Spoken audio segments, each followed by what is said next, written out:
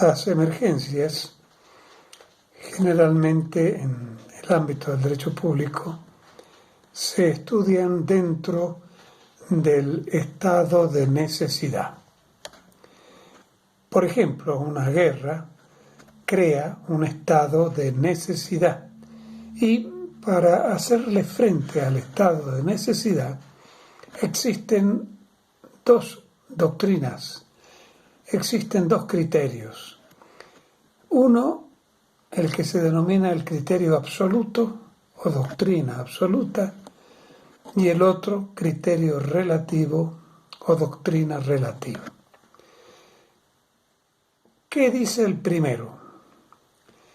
En estado de necesidad, el gobernante queda totalmente liberado de la regulación normativa preexistente. Es decir, para él no existe el ordenamiento jurídico positivo y debe actuar para solucionar la necesidad que crea precisamente ese estado de necesidad.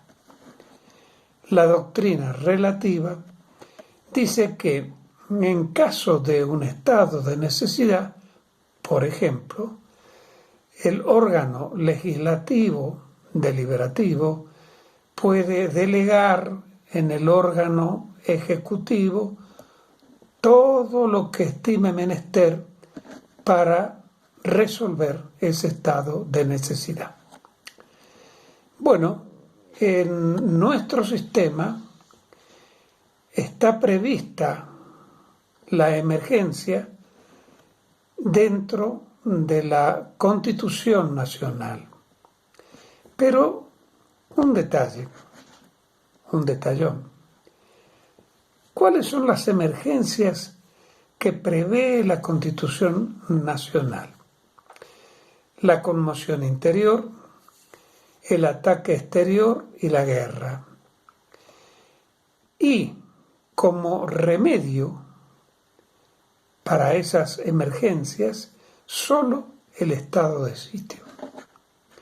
Hay autores que dicen que estas son las últimas, las únicas, mejor dicho, causas que autorizan el estado de sitio y este es el único remedio, no existen otros remedios.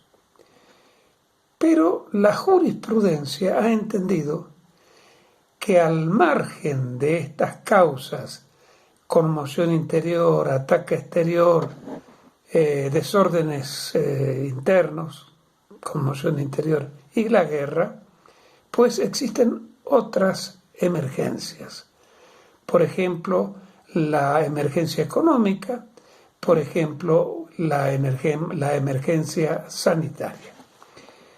Bien, de cualquier forma, siempre estamos dentro de la doctrina relativa del estado de necesidad, no de la doctrina absoluta. Porque el estado de sitio tiene algunos efectos propios, pero lo que nos interesa ahora particularmente es la emergencia. Yo creo que es fundamental puntualizar dos cosas en materia de emergencia. En épocas de emergencia se pueden dictar los famosos decretos de necesidad y urgencia. Y acá hay un problema con respecto a qué se entiende por causa que autoriza el decreto. En caso de mera conveniencia, ¿puede dictarse un decreto de necesidad y urgencia? El presidente de la Nación ha dicho que sí.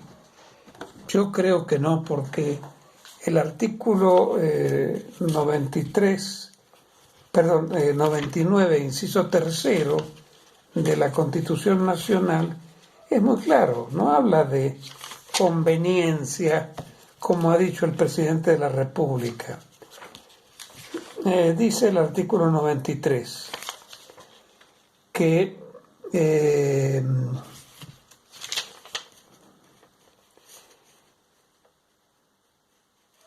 podrá dictar el Poder Ejecutivo decretos por razones de necesidad y urgencia. No habla de conveniencia. Bien, ¿y qué efectos produce en rigor la emergencia? Miren, actualmente hay más de 30, casi 35, creo, decretos de necesidad y urgencia.